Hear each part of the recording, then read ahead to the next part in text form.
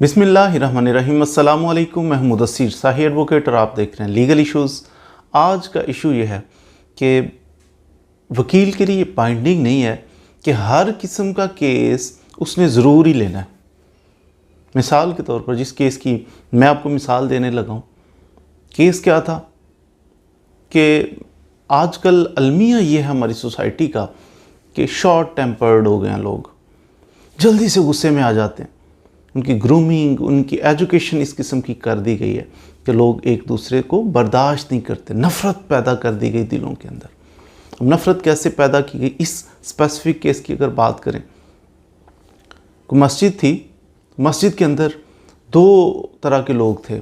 ایک لوگ ایسے تھے کہ جناب وہ کہتے تھے کہ ہم نے ان کا جو فقہ کہہ لیں، ان کا مسلک کہہ لیں، وہ تھا کہ ہم نے درود پاک پڑھنا ہے۔ درود پاک سے مراد ہے کہ اسپیسیفک سیغے ہوتے ہیں، مختلف سیغے ہوتے ہیں۔ ان کا تھا کہ ہم اہل سنت ہیں تو ہم درود پاک پڑھیں گے، الصلاۃ والسلام علیک یا رسول اللہ، اس انداز میں ہم نے درود پاک پڑھنا ہے۔ دوسرا چند لوگ ایسے بھی تھے کہ ان کو کہیں سے ان کے ذہن میں ان کو تبلیغ کی گئی، ان کا ذہن بنا کہ ہم نے جناب یہ مناسب نہیں ہے، جو بندہ یا رسول اللہ کہتا ہے تو یہ تو نہیں کہنا چاہیے، نامناسب چیز ہے، تو یہ مشرک ہو جاتا ہے، کافر ہو جاتا ہے، تو یہ سخت گناہ ہے ان کے نزدیک۔ ان کی ایک ذہن سازی کسی نے کر دی۔ اب مسجد کے اندر، جو کہ اللہ تعالیٰ کا گھر ہے، مسجد کے اندر فساد شروع ہو گیا۔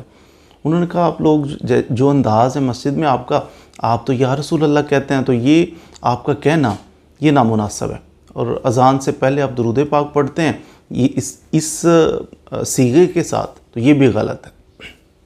آبجیکشن شروع ہو گیا۔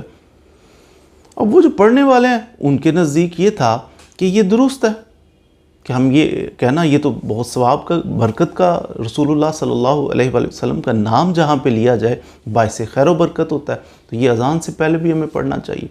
اپنا اپنا اوپینین تھا، لیکن یہ روکتے، رزسٹ کرتے تھے کہ نہیں، خبردار اگر آپ نے پڑھا باز آ جاؤ۔ وہ بہرحال ان کا نظریہ یہ تھا کہ ہم تو پڑھیں گے۔ اب آدمی کھڑا ہوا مائک کے سامنے کھڑا اذان کہنے کے لیے، اس نے درود پاک پڑھنا شروع کیا، درود پاک پڑھ رہا تھا۔ یہ دوسرا جو پارٹی ہے نا، یہ آیا، یہ دوسرے مکتبہ فکر سے تھا، اس کا ذہن اس طرح کا بن گیا۔ اب اس نے کہا یہ تو گناہ ہو رہا ہے۔ اس نے کیا کیا؟ پسٹل نکالا، اس فائر مارا اور مسجد کے اندر اس بندے کو مرڈر کر دیا۔ ایکسٹریمزم دیکھیں، انتہا پسندی دیکھیں، ڈفرنس آف اوپینین بھی ہو سکتا ہے نا۔ دیکھیے بڑے بڑے ائمہ تھے، امام مالک، امام شافعی، امام احمد بن حنبل، امام ابو حنیفہ، بڑے بڑے ائمہ، بڑے بڑے لوگ، ان میں ڈفرنس آف اوپینین ہو سکتا ہے، یقیناً تھا، کئی معاملات میں تھا، لیکن یہ رسپیکٹ ایک دوسرے کی بہت زیادہ کرتے تھے۔ آج ہماری ایجوکیشن کیا ہے کہ مسجد کے اندر اس کو فائر مار دیا، بندہ موقع پہ وہ اس کی ڈیتھ ہو گئی۔ اب یہ کیس لے کے نا مکتبہ فکر تھا جس کا کہ نہیں جی یا رسول اللہ، یہ درود پاک اس انداز میں جو پڑھے گا یہ بندہ جو ہے یہ تو کافر ہوتا ہے۔ یہ اس نے اپنے جیسے ایک نا اسی مکتبہ فکر کے وکیل صاحب ڈھونڈے، لیکن وکیل صاحب اچھے تھے۔ اب وکیل صاحب اچھے تھے، ان کے پاس وہ کیس لے کے پہنچا، تو جا کے پتہ کیا کہتا ہے وکیل صاحب کو؟ وکیل صاحب دیکھیں جی وہ ہمارا مکتبہ فکر اور آپ کا تو لائک مائنڈڈ ہے نا، ہم تو کہتے ہیں کہ یا رسول اللہ نہیں کہنا چاہیے، تو ہم بڑی امید لے کے آپ کے پاس آئے ہیں، تو میرا کیس لڑیے، مجھے بری کروا دیں، مجھے سزائے موت نہیں ہونی چاہیے۔ لیکن وکیل صاحب اچھے تھے، تو انہوں نے کہا نہیں ایسا نہیں ہوگا، میں تو آپ کا کیس لڑوں گا ہی نہیں۔ ریفیوز کر دیا وکیل صاحب نے، واپس کر دیا۔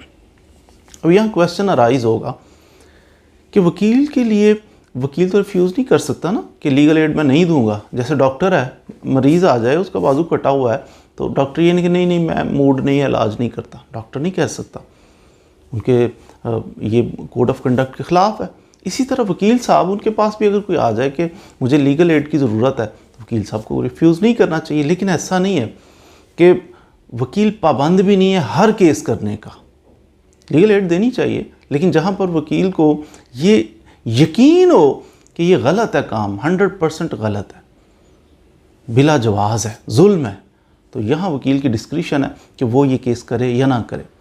یہاں پر تھوڑی سی احتیاط یہ کی جا سکتی ہے۔ مثال کے طور پر اگر وہ بندہ کیس لے کے آپ کے پاس آیا تو آپ وہ کیس نہیں کرتے اور اس بندے کے پاس کوئی آپشن بھی نہیں ہے، کوئی دوسرا اس طرح کا وکیل نہیں ہے. مثال کے طور پر ایک چھوٹا سا شہر ہے، اس کے اندر ایک وکیل صاحب ایسے ہیں جو ٹیکس کا کام جانتے ہیں. آپ کے پاس بندہ آتا ہے، کہتا ہے سر یہ ٹیکس کا کیس ہے. آپ اس کو کوئی فیس طے کرتے ہیں، بڑی سی فیس طے کرتے ہیں جو آپ سمجھتے ہیں میں 30 لاکھ لوں گا. حالانکہ وہ اس کیس کی فیس 30 لاکھ نہیں، اس کی 10 لاکھ بھی ہو سکتی تھی، لیکن آپ نے 30 لاکھ ڈیمانڈ کر لی. کیوں ڈیمانڈ 10 کی بجائے آپ نے 30 کیوں ڈیمانڈ کی؟ اس لیے کہ اس کے پاس تو کوئی آپشن ہی نہیں ہے، دوسرا کوئی وکیل تو جانتا نہیں ہے، ٹیکس کا کام کرتا نہیں ہے، میں ہی تو ہوں، جائے گا کدھر؟ اب یہ حرام ہو جاتا ہے، یہ غلط ہو جاتا ہے. وکیل اپنی فیس خود ڈیسائیڈ کرتا ہے کہ میں نے کتنی لینی ہے، لیکن جب ایسی صورتحال ہو کہ اس کے پاس کوئی آپشن نہ ہو تو پھر بلیک میلنگ میں آ جائے گا. بلیک میلنگ کرنا یہ حرام ہے، یہ غلط ہے. اینی ہو تو وہ وکیل صاحب ریفیوز کر سکتے ہیں. اس نے دیکھا کہ صریح ظلم کیا اس بندے نے کسی آدمی پہ واضح طور، پھر آپ اس کو چاہیں تو وہ کیس کریں، چاہیں تو نہ کریں. لیکن جن کی میں بات کروں انہوں نے ریفیوز کیوں کر دیا؟ انہوں نے اس لیے اللہ کا خوف تھا تو اس وجہ سے انہوں نے ریفیوز کیا کیس کہ میں فیس نہیں لیتا آپ سے، تو کیس بھی نہیں لیتا، آپ چلے جاؤ، میں اس میں معاونت کیوں کروں، میں آپ کی ہیلپ کیوں کروں؟ جبکہ واضح طور پر حکم موجود ہے کہ جس نے ایک انسان کو قتل کیا گویا کہ اس نے پوری انسانیت کو قتل کیا. اگر یہ بھی ہمیں ملتا ہے پیغام کہ اگر ایک انسان کے قتل ناحق پہ، اس کو بلا وجہ قتل کرنے پہ زمین و آسمان کے تمام لوگ جمع ہو جائیں نا کہ ہاں قتل کرنا چاہیے، کر دو قتل، ناحق قتل ہے، تو وہ جمع بھی ہو جائیں سارے، تو اللہ تعالیٰ ایک قتل کے بدلے میں سب کے سب کو اوندے منہ جہنم میں ڈال دے گا. کہ ناحق قتل کرنا اللہ تعالیٰ کو کتنا ناپسند ہے، کتنا ناپسند ہے. اب قتل ناحق کیا ہے اور ہم اس کی سپورٹ کریں چند پیسوں کے لیے. لیکن اس میں سارا ایسا نہیں ہے کہ ہر قتل ناحق کی ہوتا ہے، ایسا بھی نہیں ہوتا. بعض دفعہ کوئی ڈکیتی کرنے آیا، ہم نے مرڈر کر دیا، کچھ ایسا سلسلہ تھا، اپنی جان کی حفاظت کے لیے بہت سارے لوگوں کی جان کی حفاظت کی، کسی کو مرڈر کر دیا. اس صورتحال میں یہ تو اس نے بڑا آسان کام کیا نا، اچھا کام کیا اس نے. نہ کرتا تو یہ بہت سارے لوگوں کو یہ بلاسٹ کر دیتا، کچھ ایسا کر دیتا. لیکن بعض دفعہ ناحق بدماشی کی وجہ سے ویسے ہی کوئی بندہ کسی کو ٹیرر پھیلانے کے لیے، بڑا پن ظاہر کرنے کے لیے اس طرح کا کوئی بلنڈر کر دے تو اس کی سپورٹ وکلا کو بھی نہیں کرنی چاہیے. میں نہیں کروں گا، ایٹ لیسٹ اگر میں نہیں کرتا تو میں یہ کروں گا کہ کوئی اور کرے، وہ حساب بھی تو وہی دے گا نا. تو ہم نے قرآن مجید کی آیت بھی وَتَعَاوَنُوا عَلَى الْبِرِّ وَالتَّقْوَى وَلَا تَعَاوَنُوا عَلَى الْإِثْمِ وَالْعُدْوَانِ. نیکی اور بھلائی کے کاموں میں ایک دوسرے کی معاونت کرنی چاہیے، لیکن گناہ کے کاموں میں ایک دوسرے کی معاونت نہیں کرنی چاہیے. برائی کے کاموں میں ایک دوسرے کی معاونت نہیں کرنی چاہیے، مدد نہیں کرنی چاہیے، انکریج نہیں کرنا چاہیے. میں کہتا ہوں وہ جرم کر کے، صریح جرم کر کے، انٹینشنل کر کے، ظلم کر کے وہ آپ کے پاس آیا، آپ اس کا کیس کرنے سے ریفیوز کر سکتے ہیں کہ ظالم ہے یہ، تو واضح طور پہ اس نے بہت بلنڈر کیا ہے، نہیں لیتا، آپ کی ڈسکریشن ہے.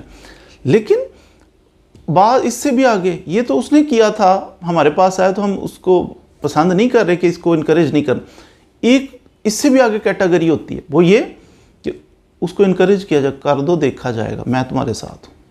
تو یہ کتنا بڑا شیطانی کھیل ہوگا، کتنا بڑا حرام ہوگا. یہ اسی طرح ہے کہ انسان کو انکریج کر رہا ہے، کہتا ہے ٹھیک ہے ڈکیتیاں کرو تو ہم آپ کی ضمانت کروائیں گے، ہم یہ کریں گے، کوئی بات نہیں، دیکھا جائے، میں ہوں پیچھے. تو یہ بندہ گویا کہ اس نے خود یہ سارے عمل کیے. تو امید ہے کہ بالخصوص وکلا سے میں مخاطب ہوں کہ کبھی بھی ظلم کرنے والا صریح اور واضح ہے. ہر چیز ہمارے پہ واضح نہیں ہو جاتی، ہر کیس ہمارے پہ واضح نہیں ہوتا. کوئی آتا ہے بندہ جو ہمیں کہانی بتاتا ہے، وہ غلط بھی بتا سکتا ہے. جو کہانی بتاتا ہے، جو ڈاکومنٹس کہتے ہیں، ہم اس پہ بلیو کرتے ہیں. ہم کیونکہ وٹنس نہیں ہوتے، ہم ادھر موجود نہیں ہوتے کہ کیا ہوا اور کیا نہیں ہوا. لیکن اگر آپ کو واضح طور پہ پتہ چل جائے، آپ کو یقین ہو کہ اس بندے نے ایسا ہی ظلم کیا ہے، واضح ظلم کیا ہے، تو پھر اس میں احتیاط بہتر ہے کہ ایسا کیس محض پیسوں کی خاطر نہ کریں. فیم اللہ تعالیٰ کی ذات دے دے گی، پیسے اللہ تعالیٰ کی ذات رزق دے دے گی. تو ہمیں بس تھوڑا سا تقوی اختیار کرنا ہے، اللہ کی ذات پہ توکل کرنا ہے. مزید ویڈیوز کے لیے ہمارے ساتھ رہیے. Thank you very much.